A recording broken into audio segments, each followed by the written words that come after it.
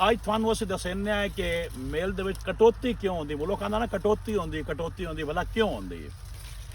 ਇੱਕ ਲੇਬਰ ਹੈ ਸਾਡੀ ਹੈ ਲੋਕਲ ਲੇਬਰ, ਜਿਹੜੀ ਪੰਜਾਬੀ ਲੇਬਰ ਅਸੀਂ ਆਖਦੇ ਹਾਂ।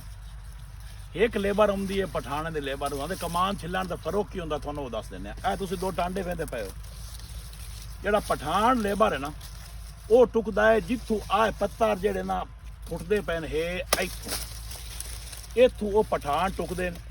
ਇੱਥੋਂ ਪਠਾਨ ਟੁਕੇ ਤਾਂ ਜਿਹੜੀ ਹੈ ਆਹ ਟੋਟੀ ਹੈ, ਆਹ ਵੇਂਦੇ ਪਏ ਹੋ, ਇਹ ਵਾਧੂ ਹੈ, ਇਹਦੇ 'ਚ ਰਸ ਕੋਈ ਨਹੀਂ, ਇਹ ਆਗ ਹੈ। ਲੇਕਿਨ ਪਠਾਨ ਜਿਹੜੇ ਨੇ ਉਹ ਇਹ ਨਾੜੂ ਨਹੀਂ ਲੈਂਦੇ ਤੇ ਇਸ ਨੂੰ ਸਾਡਾ ਜ਼ਿਮੀਂਦਾਰ ਇਹ ਪਸੰਦ ਵੀ ਕਰਦਾ ਹੈ ਕਿ ਮੀਆਂ ਉਹ ਆਪਣਾ ਖਰਚਾ ਆਪ ਕਾਢ ਜਾਂਦੇ ਨੇ। ਜਿਹੜੀ ਲੋਕਲ ਲੇਬਰ ਹੈ ਇਹ ਆਹ ਟਾਂਡਾ ਅੱਗੇ ਛਿਲੇ ਹੋਇਆ ਪਿਆ ਹੋਇਆ ਵੇਂਦੇ ਪਏ ਹੋ, ਉਹ ਜਿਹੜੀ ਆਹ ਟੋਟੀ ਵੇਂਦੇ ਪਏ ਹੋ ਇੱਥੋਂ, ਉਹ ਇੱਥੋਂ ਲੈਂਦੇ ਨੇ। ਹੁਣ ਇੱਥੋਂ ਅਗਾਂ ਆਗ ਹੈ ਹੀ ਕੋਈ ਨਹੀਂ। ਆਹ ਟਾਂਡਾ ਵੇਖ ਲਓ, ਆਗ ਕੋਈ ਨਹੀਂ। ਤੇ ਦੂਆ ਤੁਹਾਨੂੰ ਵੇਖਿਆ ਕਿ ਆਹ ਸਾਰਾ ਆਗ ਹੈ। ਹੁਣ ਜਿਹੜਾ ਆਹ ਹੈ ਕਮ ਅਜ਼ ਕਮ ਕੋਈ ਅੱਧਾ ਪਾਈਏ ਤੋਂ ਵੱਧ ਦੀ ਇੱਕ ਪਾਈਏ ਦੇ ਨੇੜੇ ਨੇੜੇ ਹੈ। ਤੁਸੀਂ ਆਹ ਵੇਖੋ ਜੇ 600 ਮਾਣ ਹੋਵੇ ਤੇ ਇਹਦਾ ਮੇਲ ਵਾਲੇ ਨੂੰ ਕੀ ਫਾਇਦਾ।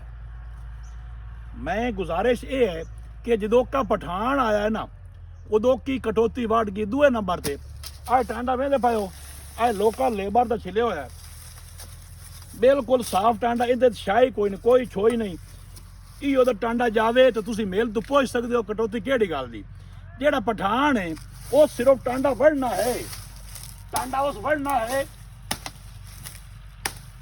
ਉਹ ਤਾਂ ਛੋਈ ਉੱਤੋਂ ਤਾਂ ਹੀ ਲਾਣੀ ਹੈ।